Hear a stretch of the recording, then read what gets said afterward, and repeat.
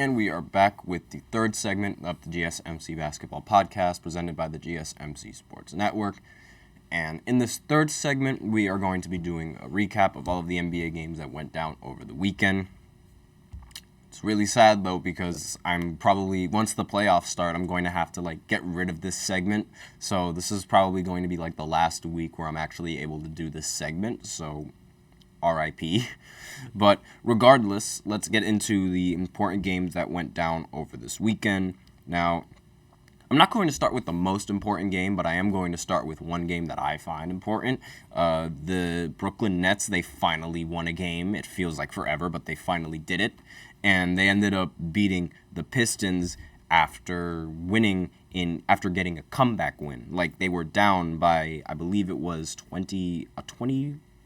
almost a 20-point deficit, and they ended the game going on a 29-4 run, which the final score was 113-103. And I really like this game because I was watching it with my friend who was a Pistons fan, and he was talking the entirety of the game. And then all of a sudden, the Nets start to come back, and guess who was talking in the end?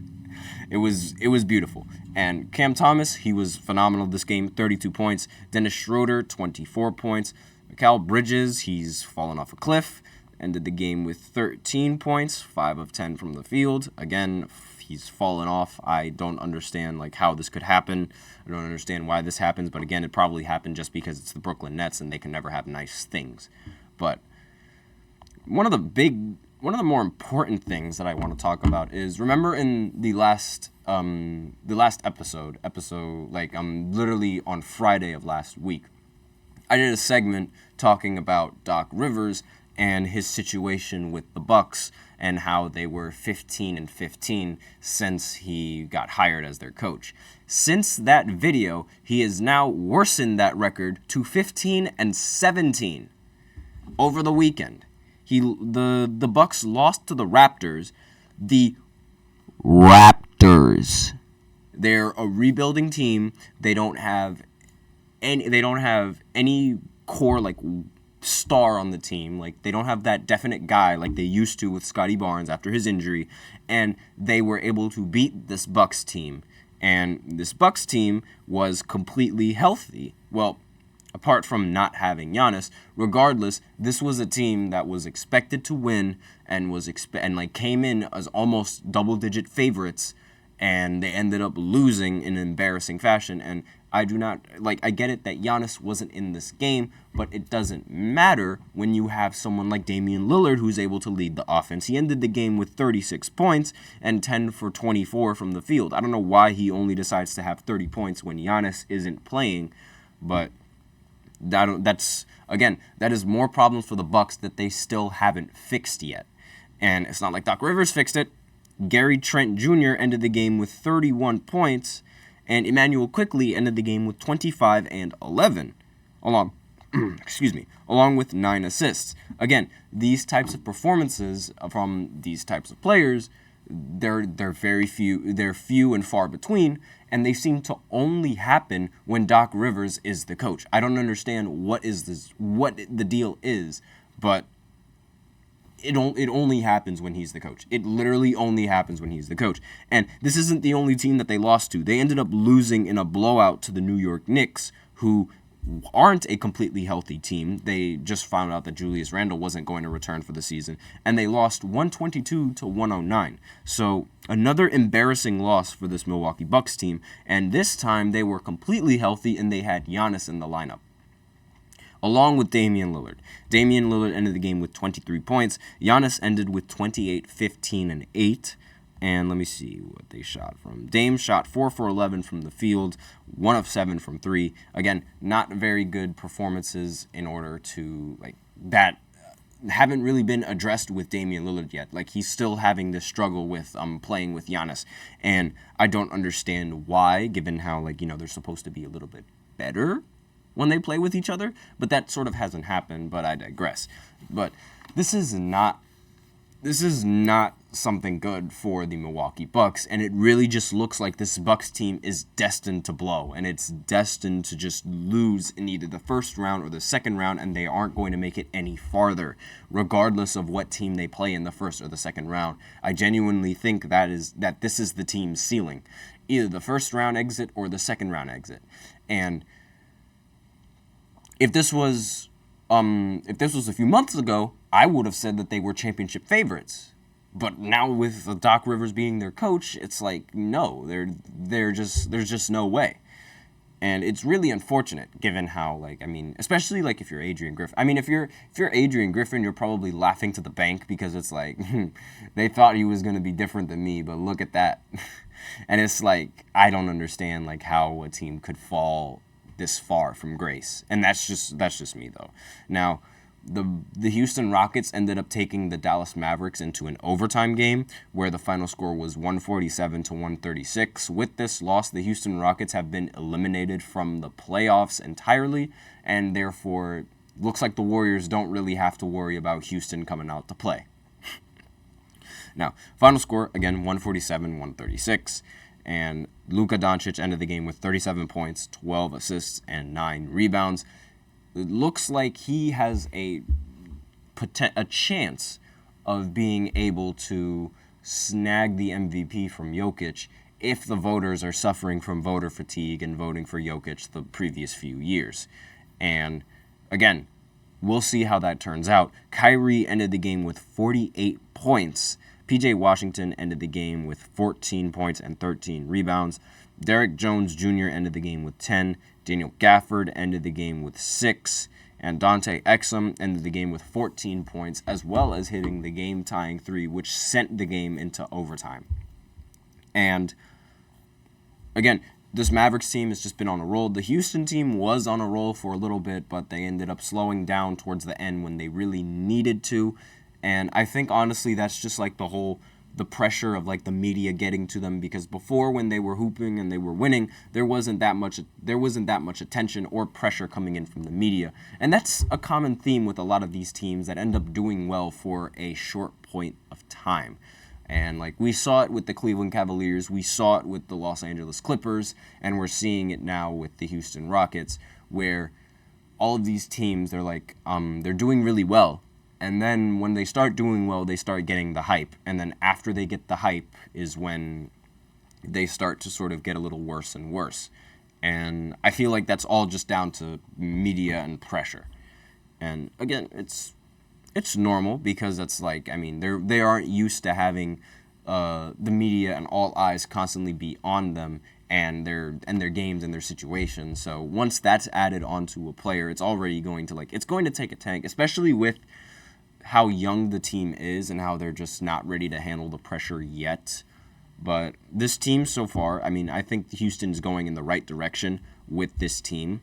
And if Jalen Green can play like how he was playing before when they were on that 11-game winning streak, then this Houston Rockets team has a chance to be very dangerous, especially when Sengun comes back after his injury. But regardless, they were still not a team that was expected to do much, and I feel like they ended up doing a lot more than what was expected of them, given how they had a chance of actually making the play-in towards the end of the season. Now, let's see, what other important games? The Pacers, they recently knocked off the Miami Heat in a 117-115 win, so it was a very close scoring game, possibly a future playoff matchup. We'll see how the standings go. We have no idea. The Pacers, Tyrese Halliburton, he ended the game with 12 points. So he's really slowed down for the Pacers. And what was thought of to be their franchise point guard is now sort of seen as the playmaker for this elite offensive team. And it's not more so Tyrese leading the Pacers. It's more so the Pacers just being the Pacers now, as opposed to Tyrese Halliburton. And I honestly think the in-season tournament, it's sort of given Tyrese Halliburton that clout that he didn't really need, and it ended up backfiring, because I've said several times that Trae Young is better than Tyrese Halliburton. He's more consistent than Halliburton, and so far it shows with how this season has unfolded.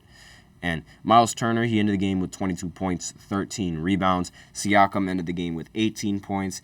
And again, it was very, while Halliburton wasn't playing that well, this team is just very good offensively that everyone else is able to pick up the slack. Now, on the Heat side, Jimmy Butler ended the game with 27 points, 8 assists, and 7 rebounds. So that's more of the playoff Jimmy Butler I expect him to play like. But again, I expected this way before this season, and way before now in the season, and I expected this play to continue for a little bit of a longer time than what it's doing right now. I expected this to be a little bit longer, but that's just me. Now, Tyler Hero, he ended the game 6 of 12 from the field. Bam Adebayo, 8 of 18 for 20 points. Caleb Martin, 20 points, 8 of 10 from the field. Nikola Jovic ended the game 6 of 10, 18 points. Again, relatively very good scoring from both sides, at least when you look at the starting lineup and when you look at the players who played a lot of minutes. Again, the scoring was relatively even spread out. So it was really just the Pacers. They just had the better game tonight, and they ended up being the winning team. I definitely think this could be one of the more competitive series coming out of the Eastern Conference, if they even match up against each other in the Eastern Conference. Again, we'll see how the standings go. If they end up playing each other in the play-in, I think that's going to be a very good matchup as well. But again, we have to see how the standings go and how they remain towards the end of the season. Now, the Pelicans, they ended up beating Phoenix for the first time in a while, 113-105, despite not having Brandon Ingram. And CJ McCollum ended the game with 31 points. Zion ended with 29 and 10. And in terms of scoring for the team, the rest of the players, they did their job, but it was mainly those two guys being able to outduel the other two guys, who are Kevin Durant and Devin Booker.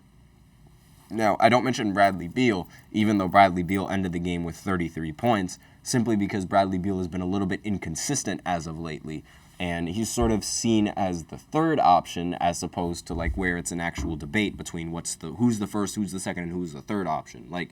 It's clear cut that the first option is Kevin Durant, and then the second option is Devin Booker. But usually when you have these big three conversations with two players, or with three players, that can each do everything offensively, it's more of a debate. If you look at the big three with the Brooklyn Nets, it was more of a debate on who was the second option once James Harden stepped on the court, because James Harden was still in his scoring prime, so he was still getting 25 a game, while at the same time putting up assists, and it was a bit of it was a topic of discussion to where it was who's the second option behind Kevin Durant, because it was clear cut that KD was the number one option, but who is the second option? Was it Harden or was it Kyrie? And we don't really have that same conversation when we're talking about the Phoenix Suns. It's almost clear cut Devin Booker because of Bradley Beal's inconsistencies, and I feel like a lot of teams, they sort of benefit from that, because it's again, the Suns thought they were going to get Bradley Beal, the scoring Bradley Beal, 30 point per game Bradley Beal, that Bradley Beal. But they ended up getting the injury-prone Bradley Beal, which is not the Bradley Beal that they wanted. And this is just going to help teams going into the playoffs, obviously, unless Bradley Beal has a performance like this where he scores 33 points. Kevin Durant ended the game with 23 points, and Devin Booker ended with 25 points. And Booker and Kevin Durant, they both shot very inefficiently from the field. And that's usually what happens when you have a player that takes these kind of difficult mid-ranges like they take. Because their shots, the shots that they try to hit, they're not easy shots to replicate, and they're not easy shots to hit consistently. And when your offense is derived from taking difficult shots, that just plays into the playoffs. So a little bit of food for thought, and part of the reason why Brooklyn wasn't able to do anything with Kevin Durant and Kyrie Game 2. If you guys know what happened in Game 2, then you know what happened in Game 2. I'm not going to talk about that. The Clippers, they ended up beating the Cleveland Cavaliers in a very close game. Paul George ended up winning the game for them, getting the clutch block on one end, and, well, actually, technically, it was getting the clutch ankle breaker on one end of the floor and hitting the game-winning shot, and then getting the tough stop on the other end to win the game in the end. And it was kind of ironic how it was Paul George hitting the game-winning shot, because usually when Paul George in the final minutes, usually it's the other team that ends up making a shot over him. But this time it was him who was on the other end of that highlight, where he ended up breaking, I believe it was Evan Mobley's ankles, and ended up shooting a step back mid-range for game. And then coming down the other end, he gets a clutch block to seal the win. And obviously with the game that he had, 39 points and 11 rebounds, that was a very, very good game, and something that they desperately needed, especially with Kawhi Leonard being out of this game. Now, PJ Tucker, for some reason, he finally started getting minutes, and they only gave him one shot in the corner. And they need to get more out of PJ Tucker if they're going to keep playing him in these rotations, because being there just to shoot only one shot and call it a day is not enough. PJ Tucker can hit a lot more shots from in that corner. But that's just me. That's my opinions on that. What other important games went down in the weekend that I should talk about? What other important games? Celtics winning isn't really obviously, they're just going to keep adding on to their total of wins after they just reached 60 wins. And there's not really much that needs to be talked about with that. There's also not really much that needs to be talked about with the Nuggets beating the Hawks, given how, the Nuggets, they're just the better team.